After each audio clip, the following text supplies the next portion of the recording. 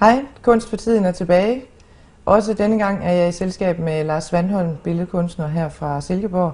Velkommen til dig, Lars. Tak. Når man kigger på dit CV, så vidner det jo om en enorm virkelyst og et stort engagement. Du har udstillet på alle mulige forskellige små og større steder, og du har været deltaget i på de store censurerede udstillinger, ikke mindre end, jeg tror det er 6 gange. Jeg har ikke talt på det. Nej, det er nok der omkring. Og der er skrevet side op og side ned om dig. Men du har jo så også skrevet side op og side ned om alle mulige andre kunstnere og kunstinstitutioner. Hvordan er formidlingen for dig? Hvor vigtig er den? Jamen det har jo vist sig, altså når jeg sådan tager et retrospektivt blik på det, jeg har lavet, at den har vist sig at være ret vigtig. Ja. Men jeg tror, det er en interesse, der er opstået i forlængelse af måske, at jeg for hvad fanden bliver det, en snes år siden, næsten efterhånden, begyndte at undervise altså, der sker det, at en synes, at de mangler faktisk en til at undervise på. Og det er meget skægt, for det er den kunstskole, jeg selv gik på i tidernes morgen. Ja, Silkeborg Kunstskole. Ja, lige præcis. Ja. Og der var, jeg gik der jo fra starten af. Og der opstod sådan et miljø, selvom det var lagt ind under et institutionelt foretagende, så opstod der sådan et ret anarkistisk miljø omkring den kunstskole. Og hvor der kom alle mulige forskellige folk, ikke? Ja. Og da jeg havde gået der en 3 år eller sådan noget, så synes jeg ligesom ikke rigtig, at jeg kunne bruge den til så meget mere, fordi der var også meget druk og alkohol og så videre, ja. Ikke? Altså, og nogle fuldstændig vanvittige fester og sådan nogle ting der. Og det var selvfølgelig skægt nok, men altså, jeg skulle jo også ligesom videre i min tilværelse. Men så sker der faktisk paradoksalt det, at der er en eller anden person, der siger, du har ikke lyst til at undervise i noget krokitegning. Ja. Og så tænker jeg, jo, hvorfor ikke? Altså, og det er jo sådan, altså man kan sige, at undervise på den måde i et så elementært fag, rent kunsthistorisk er det jo en ret væsentlig disciplin, kroki, ikke? Det må man jo sige. Ja, altså, brugt meget. Ja, og så jeg hopper på det, ikke? Og det foregår på den selv samme kunstskole, som så i mellemtiden er blevet sådan lidt mere, hvad skal man sige, civiliseret, ikke? Og der opstår der en eller anden spænding imellem det at være udøvende og så formidle nogle ting, ikke? Ja. Fordi jeg har elever, som kommer alle mulige forskellige steder fra. Ja, og med forskellige baggrunde og forudsætninger. Vel også. Helt 100%. Ja. Altså jeg kan huske, at jeg havde, som elev, der havde jeg ham, der tegner tegneserier, der har lavet de der Valhall-tegneserier. Det er, ikke? En fyr, der hedder Peter. Hvad fanden er han hedder med? Det kan jeg ikke lige komme på. Men han er i hvert fald helt vildt dygtig til at tegne. Ja. Ikke? Og ved siden af ham, der sad der en svineproducent, en der havde en svineproduktionsgård ude i oplandet. Og han var absolut på begynderniveau. Stadiet, ja. Og der tænkte jeg, altså, det er en kontrast. Og jeg var lige ved at sige til ham, svineavleren, du kan bare kigge over på Peter og se, hvordan man gør. Ikke? Ja. men det var jo ikke det, der var min opgave. Min opgave, det var jo at få ham til at se, og så få det, eller til at jagtage modellen, ikke? Og så få det ned på papiret på et eller andet plan. Ikke? Ja. Og på et tidspunkt, så sker der det, at en af mine elever siger til mig, hvor jeg har det, altså, når jeg går herfra, så er jeg altid i sådan godt humør. Så tænker jeg. Så siger jeg, og det er selvfølgelig også med koketteri i baglommen, ikke? Så siger jeg, jamen så er der noget i det her forløb, der er slået fuldstændig fejl. Det skal jo omgående blive det skal der blive rettet op på. Det lover jeg. Ja. Men altså, jeg havde det der i nogle år, i nogle sæsoner, så vidt jeg husker, ikke? Og så stoppede jeg også med det. Sandsynligvis fordi der på et tidspunkt ikke kunne skabes hold nok, eller der skaffes elever, eller hvad ved jeg. Jeg kan dårligt huske det. Men så op gennem 0'erne, altså vi er så tilbage i 90'erne, ikke? Ja. Og så op gennem 0'erne, så opstår der nogle nye muligheder for mig, dels for at komme til at undervise, men det sker så lidt længere frem. Det er sådan noget, der foregår på noget, der hedder Herning Billedskole, ja. Hvor vi laver et hold, som tager udgangspunkt i tegning og grafik, ikke også? Men det er så lidt senere.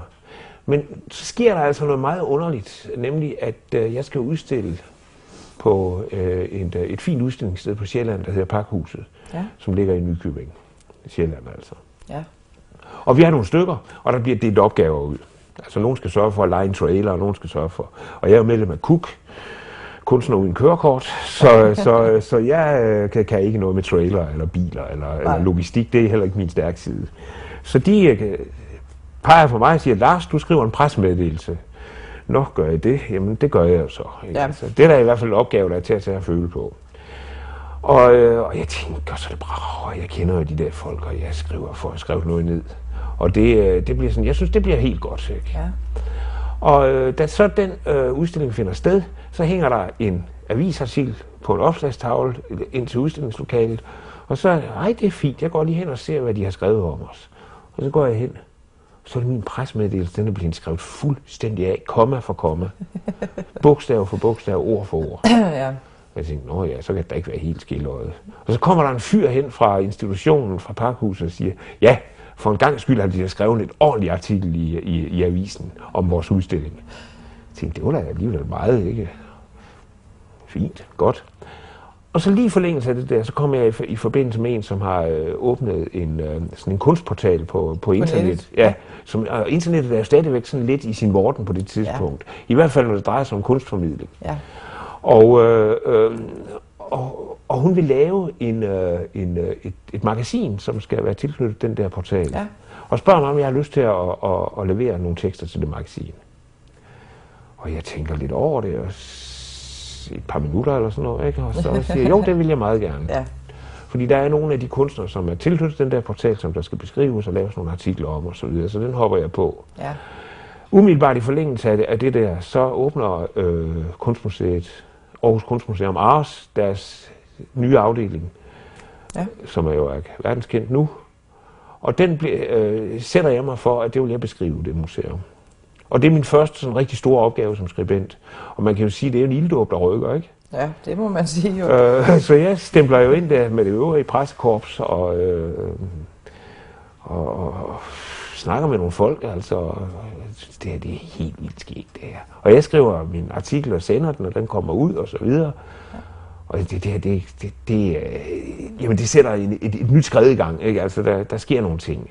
Og jeg kommer i forbindelse med nogle andre webtidsskrifter og så videre. Så kører det ligesom slag. Ja, det kan man sige. Ja. Altså, og jeg når op med at skrive på det, der hedder, altså på internettet. Det er min internetskribentkarriere, den slutter på noget, der hedder Aarhus Nu. Ja. Som så sidenhen har taget navneforandring til Kunsten Nu. Ja.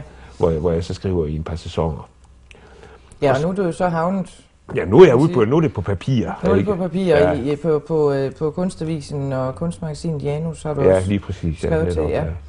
Og i forbindelse med Kunstavisen, der tilhører jeg jo juniorsegmentet, kan man sige, ikke også? Ja, det gør du så også selv. Altså, det er jo det. Endnu yngre, ikke? Men altså, jeg kan huske, da jeg var på Kunsten Nu, der var jeg jo den gamle medarbejder, eller den gamle skribent, ikke? Ja. Og jeg tror nok, de synes, jeg var lidt bedaget. Også den måde, jeg brugte sproget på, ikke? Det blev sådan lidt kancelieragtigt, ikke? Det kunne jeg godt lide, ikke? Jeg synes, det passede godt. Der skulle være orden i sagerne, ikke? Men på Kunstavisen, der føler jeg mig da sådan rimelig i det unge, blandt det unge segment, ikke? Ja, lige præcis. Men altså, for at det ikke skal gå op i hat og briller og sjov og ballade det hele, så vil jeg altså også sige, den mulighed, jeg har haft for, og det er jo noget, der er foregået fuldstændig con amore, ikke? Altså, det er jo ikke noget, der har givet så meget som en 5 øre på kontoen, vel?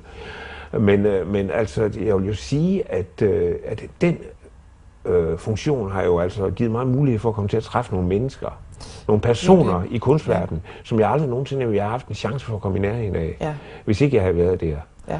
Og det har også givet mig en mulighed for at se, hvordan kunstlandskabet det ser ud inde bag ved hækken, ikke? Ja. Altså, hvordan tingene bliver sat op, og hvordan man sætter kunstudstillinger op, og så videre, og hvordan man overvejer, hvordan man skal iscenesætte. Ja. Det sidste, et aktuelt eksempel er Edvard Munch, ikke?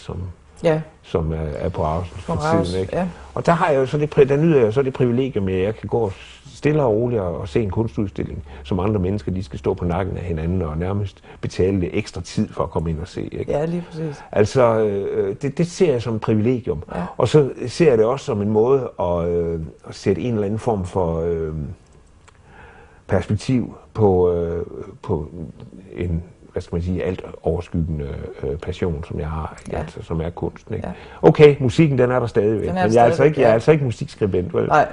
Men henter du noget, når du er ude og se alle de udstillinger og skal anmelde dem og skrive artikler om dem og sådan noget, og henter du så noget til dit eget? Det gør jeg da. Det vil jeg da tro, jeg gør. Ja. Men du må regne med, at de udstillinger, som jeg sætter mig for, og, altså i samarbejde med diverse lokalredaktører og så videre, og hovedredaktører, sætter mig for at beskrive, er jo udstillinger af en meget, meget forskelligartet karakter. Ja. Altså det er jo lige fra små galleriudstillinger i et eller andet undergrundsgalleri, og så til kæmpe kunstudstillinger på store museer og så videre, ikke? Og det er jo svært, ikke? Altså, når man får sådan et bombardement, som jeg får. Jeg er jo så også altså, i min civile tilstand, der er jeg jo også det, man kalder... Jeg er jo altså simpelthen udstillingsaddiktet, kan man sige. Ja. Ikke? Altså, jeg er simpelthen afhængig af det. Jamen, jeg ser altså alt, hvad jeg kan komme i nærheden af. Altså, og det handler meget om... Nogle gange så handler det bare om at komme dertil. Ja. Ikke? Altså, der er jo ikke meget, jeg ikke får set. Altså, det, jeg synes, der er interessant. Altså... Der kommer meget ind. Ja. Kan du skrive om alle udstillinger, eller har du været ude for noget, hvor du tænker, det her, det kan jeg dele med ikke skrive altså, hvis der er noget, jeg synes, der er så talentløst og så fuldstændig elendigt, at det vil blive en nedrakning af monumentale dimensioner, så vil jeg hellere lade være, faktisk. Fordi det synes jeg ikke, det giver mening. Nej.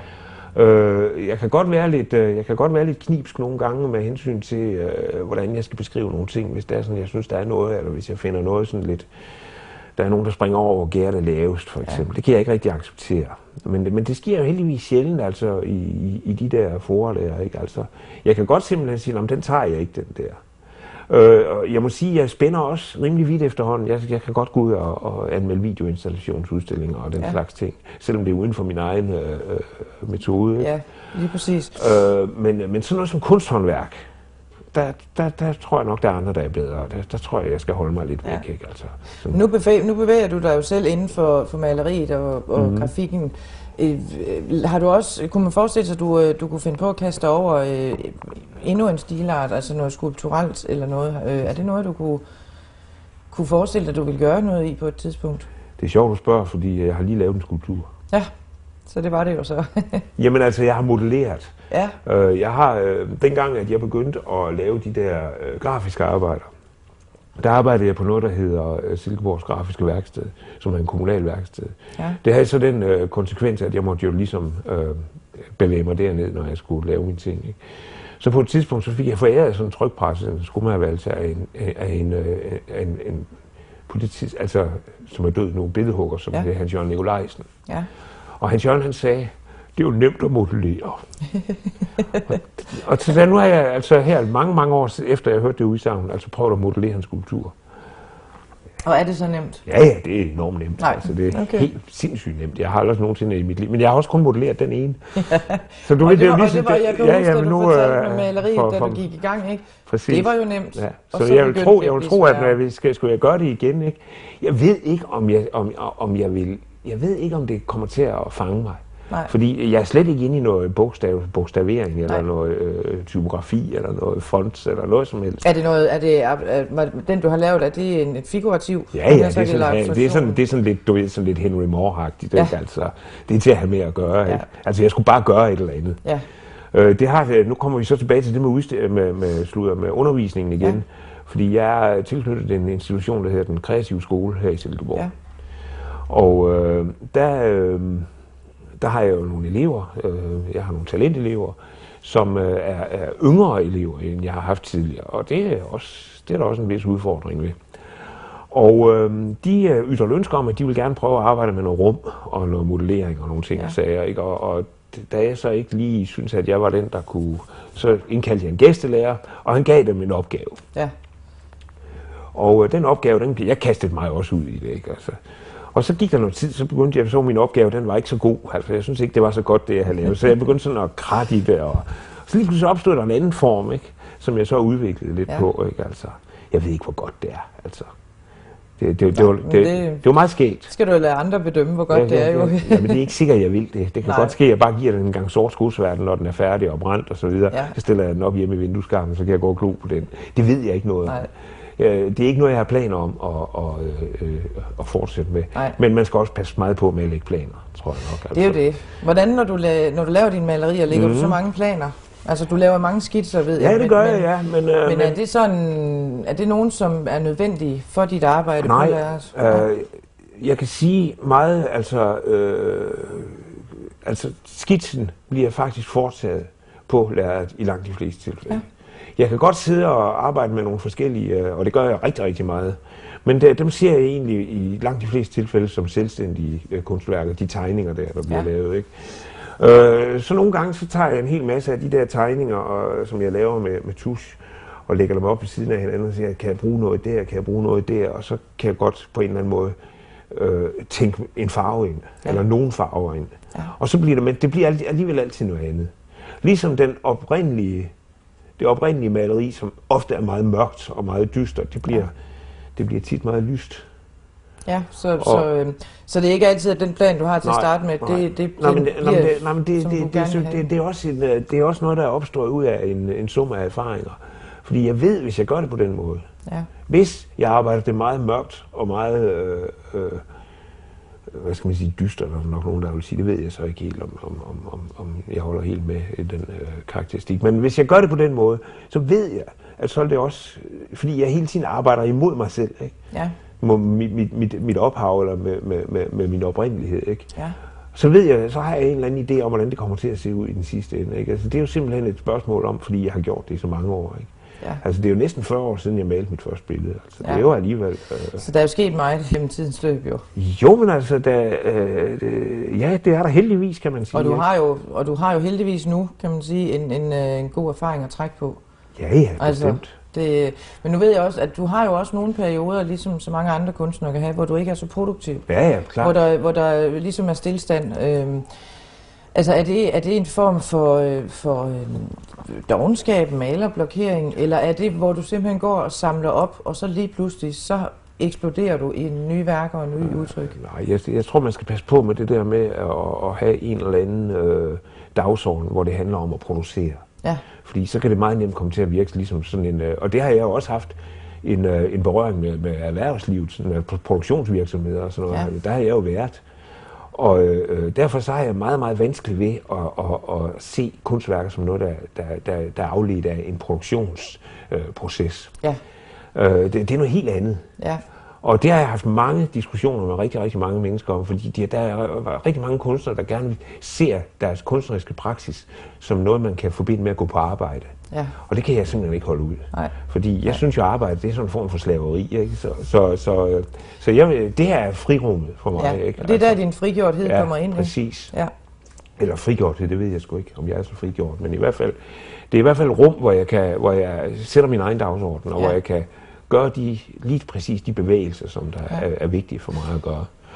Fuldstændig uanfægtet en hvilken som helst form for rationalitet. Ja.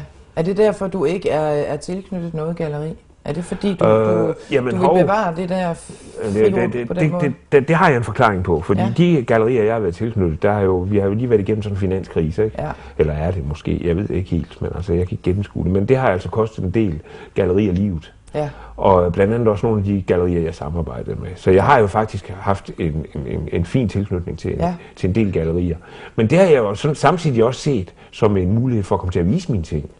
Ja, lige præcis. Ja. Og plus, at så slap du ligesom, hvad skal man sige, for markedsføringsdelen. Præcis. Altså, så du kunne koncentrere dig om det væsentlige. Ja, netop. Altså, det der med, altså, for mig har det været, altså, hvis de der gallerister og de folk, som har udstillet mine værker, hvis de har kunne sælge dem og formidle dem til et publikum, altså, så er det fint. Ja. Det er glimrende.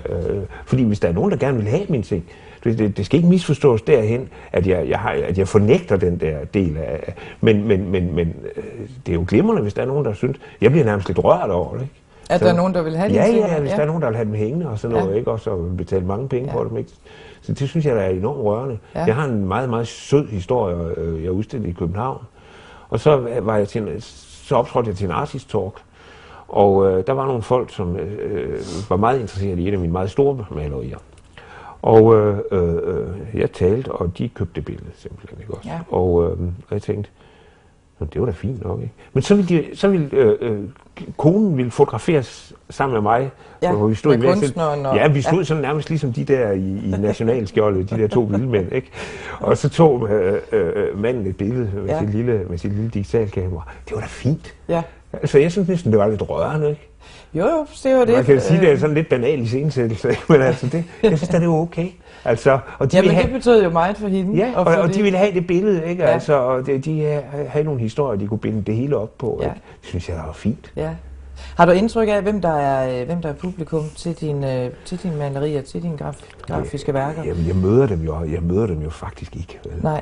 Altså, men jeg får jo altid nogen. Altså, jeg har lige afsluttet en fin udstilling ned på noget, der hedder Café Galleriet i Odder, som jeg kan anbefale alle at tage ned og se. Ja. Fordi det er simpelthen selvom det er sådan er bygget op på lidt cafévirksomhed også, så er det faktisk et galleri, som har en profil, som gør, at det altid er kvalitetskunst, man kan iagttage på stedet.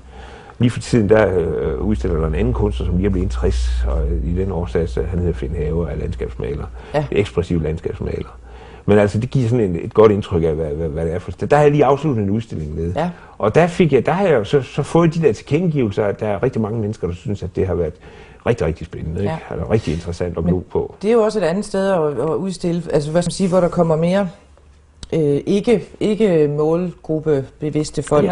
Fordi hvis det hænger ind på et bestemt galleri, så kan det være en bestemt målgruppe, der kommer derind.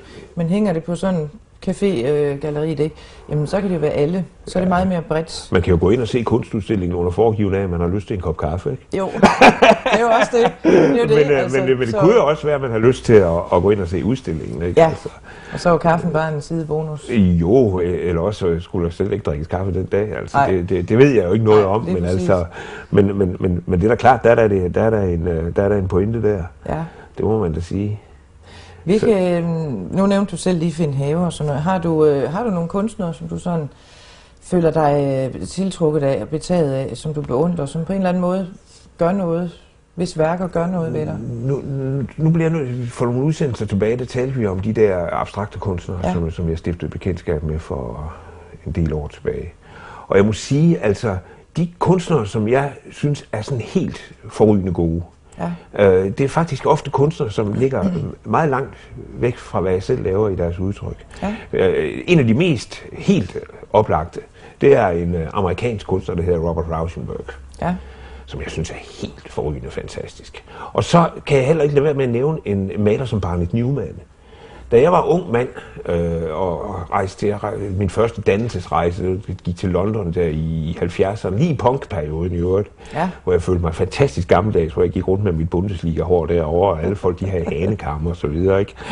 Men der var jeg på det museum, som i dag hedder Tate Britain, men som dengang var Tate Gallery. Nu er der kommet noget, der hedder Tate Modern siden, ikke? Ja. Men der gik jeg jo ind for at se de der surrealister, som jeg var så betaget af. Og jeg må se, da jeg så dem altså live, ikke, det synes jeg faktisk ikke, de var så betagende alligevel. Men der var der på samme tid, og det er meget underligt i forhold til min kunstneriske praksis, en stor separat udstilling med en amerikansk kunstner, som var død nogle få år i forvejen, som hed Barnett Newman. Ja. Og alle billeder, de var monochrome, og de var alle sammen røde. Der var bare en enkelt lille strib ned. Meget opfindsomt. Meget, men altså at komme ind i det rum der, det var ligesom at gå ind i en katedral. Det gav mig simpelthen sådan et goddyt los bag i, så jeg tror, det er løgn, ikke? Og bare det der med at finde ud af, sådan kan man altså også gøre, ikke? Ja. Det er jo, og så er der selvfølgelig alle de der, altså hvis vi tager fra, altså det er jo altid døde kunstnere, jeg refererer til, ikke? Altså hvis vi skal tage nogle kunstnere, som stadigvæk er i live, jamen, så er der jo hele den der tyske scene med de der virkelig turde lave de store armbevægelser, ikke? Ja. Og der er det jo også svært at komme udenom en hjemlig kunstner som Pierre Kirkby, som mange ude i verden faktisk tror er tysker, fordi han har været professor på akademiet i Karlsruhe og været tilknyttet en stor kunsthandel ledig, eller et stort galleri i Køln og så videre i mange år, ikke? Men altså, der er jo nogen, som altså hæver hele gennemsnittet op, ikke? Det kan vi jo komme ud om. Ja.